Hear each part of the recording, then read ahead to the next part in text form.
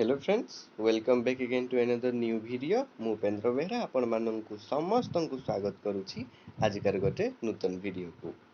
तो चलित वर्ष प्राय बहुत छात्र छात्री माने सीपेट एंट्रांस को देबे बोली भाबिछंती एवं से माने खजी बुलुचंती पूर्व वर्ष जो प्रीवियस इयर्स क्वेश्चन गुडा को हमें केमती एवं कोठू पाई परिबा, जहा फल रे से माने प्रैक्टिस करिवे एवं प्रैक्टिस कला फल रे कोन हबो ना तांकर क्वालिफाई करिबारे आहुरी सहज ही जीवो।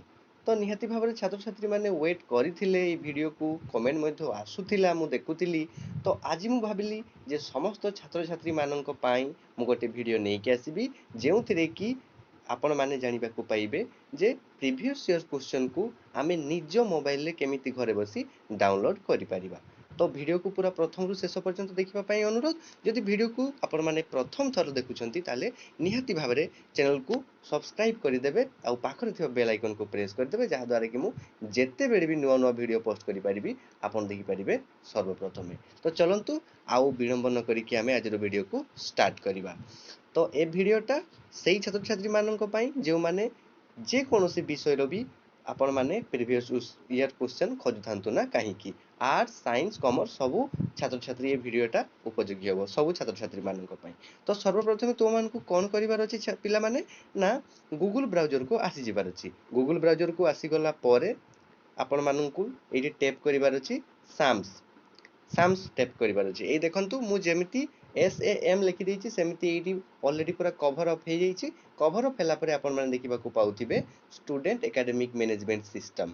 तो ए वीडियोटा मु धीरे धीरे ग्रेजुअली करिवार ऑब्जेक्टिव मोर गोटिए ही जे जेउ छात्र छात्री माने भी फ्रेशर जमा जानी नाहंती किछि सीपेट विषय रे, तो सेही छात्र छात्री माने केमिति सहज एवं सुंदर भाव रे जानि परिबे एवं जेउ छात्र छात्री माने जानि चंती वीडियो को जोर जोर बाय स्किप करिकि देखिले मध्य चलिबो। देखंतु स्टूडेंट एकेडमिक मैनेजमेंट सिस्टम आसी गला, सेही तारी ऊपर आपण माननकु थरुटिए क्लिक कर देबार अछि, नचेत आपण माननकु सर्च कर नेबार अछि साम्स लेखिकि।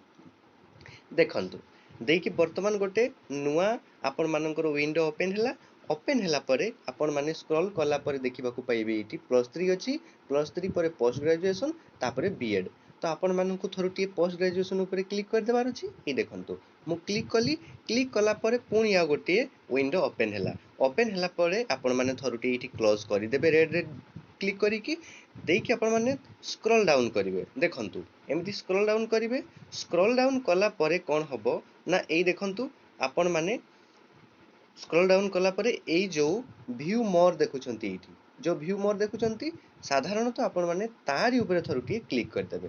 पुनी ओपन ही जबा गोटे नुआ पेज भडिया ओपन हला आपण माने देखिबा को पाउछंती। देखि पुनी स्क्रॉल डाउन कला परे आपण माने कोन करिवे ना 8 नंबर आपण माने जो पॉइंट देखिबा को पाउछंती बारे देखिबा को एठी आपण माने पाउछंती कोन ना प्रीवियस ईयर क्वेश्चन पेपर 2020। तो आपण वर्तमान मते पचारिबे केवल एठी 2020 रो ही क्वेश्चन अछि, 2021 रो क्वेश्चन कुआडे गला।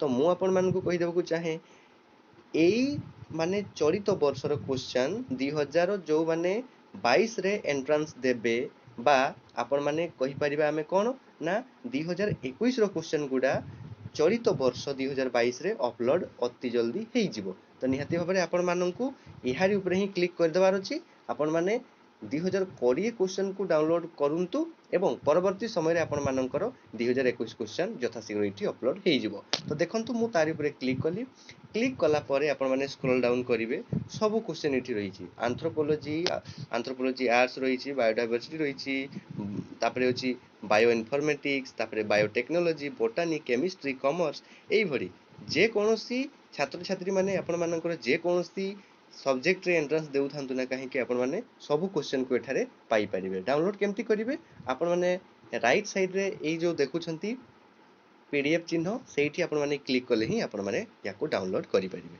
तो थैंक्स फॉर वाचिंग। आज जो वीडियो रे मु बास आपण माननकु एतिकी ही कहिबी। जदि वीडियोटा भल लागि थाए निहाती भाबरे सांग साथी मानकु शेयर करी कि जणै देबे। आउ रहिला आपण मानकर 2021 मसिया रो क्वेश्चन, तो सेगुडा को निर्दिष्ट भाबरे बा निर्दिष्ट समय रे आपण मानकर अपलोड हबो। कौन सी प्रकार आपण माननकु वरी हवा नाही। Thanks for watching. जय जगन्नाथ। देखा हो पुणी नेक्स्ट वीडियो रे। Thank you.